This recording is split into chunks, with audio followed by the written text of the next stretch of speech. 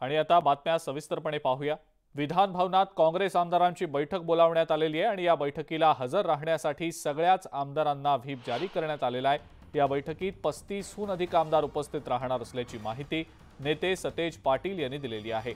राज्यसभेची निवडणूक बिनविरोध होणार हे स्पष्ट असल्याचं सतेज पाटील यांनी म्हटलेलं आहे। काँग्रेसकडून सकाळी 11:30 पर्यंत अर्ज दाखल करण्यात येणार असल्याची माहिती देखील देण्यात आलेली आहे। दरम्यान आमदार मोहन हंबर्डे यांच्या घरी लग्न असल्याने ते आजच्या बैठकीला येणार नाहीत, तर माधवराव जवळगेकर व्यक्तिगत कारणामुळे येणार नाहीत आणि अशोक चव्हाण समर्थक असलेले जितेश अंतापूरकर बैठकीला येणार नसल्याबाबत त्यांनी कळवल्याची माहिती आहे।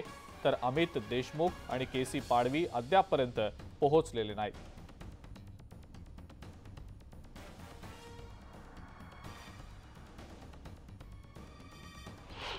आम्ही सगळ्यांना काल रात्री बोलवलं होतं। काही लोक रात्री आलेले आहेत, काही सकाळी आलेले आहेत आणि जवळजवळ 35च्या वर आमदार आज उपस्थित राहतील।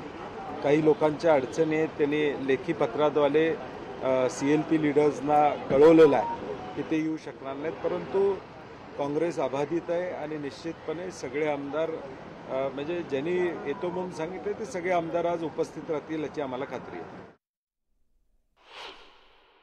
काँग्रेस पक्षाचं सगळ्या वरिष्ठ म्हणजे आमदार असतील, आजी माजी आमदार खासदार असतील, या सगळ्यांचं शिबिर 2 दिवसाचं लोणावळ्यामध्ये आहे आणि या शिबिराच्या निमित्तानं आम्हाला आज जायचं आहे आणि आज योगायोगानं राज्यसभेचा फॉर्म पण भरायचा आहे।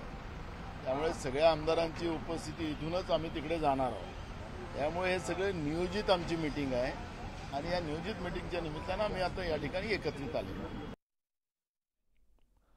महाराष्ट्र प्रदेश काँग्रेसच्या नेत्यांच्या कारभारावर पक्ष सचिव संदेश सिंगलकर यांनी टीका केलेली आहे। काँग्रेसच्या लोणावळा इथल्या चिंतन शिबिराचं प्रदेश सचिवांना निमंत्रणच दिलं गेलेलं नाही।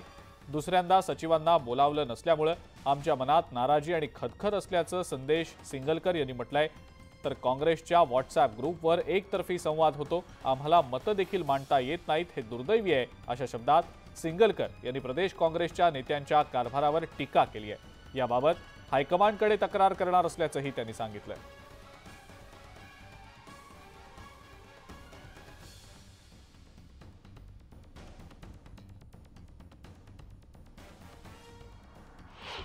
ऑलरेडी आमचं उद्यापासून काँग्रेस पक्षाचं सगळ्या वरिष्ठ म्हणजे आमदार असतील, आजी माजी आमदार खासदार असतील, या सगळ्यांचं शिबिर 2 दिवसाचं लोणावळ्यामध्ये आहे।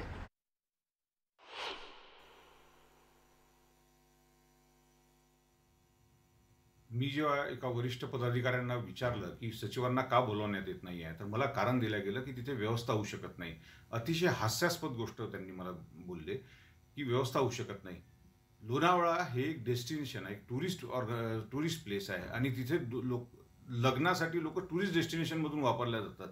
5-5 हजार लोक इथून वराती म्हणून घेऊन गेल्या जातात आणि तिथे लग्नाची सगळ्यांची व्यवस्था होते। मला अतिशय म्हणजे हास्यास्पद वाटलं त्यांचं हे जे बोलणं होतं ते अतिशय हास्यास्पद होतं।